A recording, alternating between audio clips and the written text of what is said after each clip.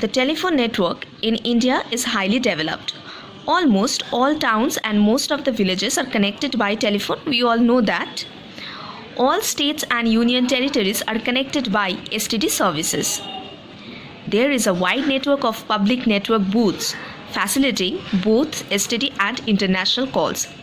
So STD calls we are making to communicate with those people who are living within the same country, but the international call for those people who are living in the different parts of the world. Okay.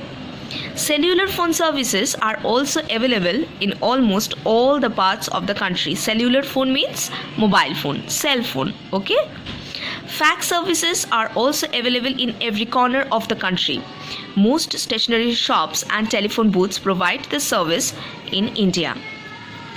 So till now we have discussed about the means of personal communication which are used in India, like Indian Postal Service, okay, courier service, telegrams. Next, cellular phone, it means the mobile phone through which we can communicate it with one person at a time, right now from the next paragraph we are going to discuss about the means of mass communication used in India. Okay, India is connected to the world through its internet services. High speed internet connections are available in the cyber cafes spread throughout the nation. Internet has reached the rural areas and people have learned to communicate through emails.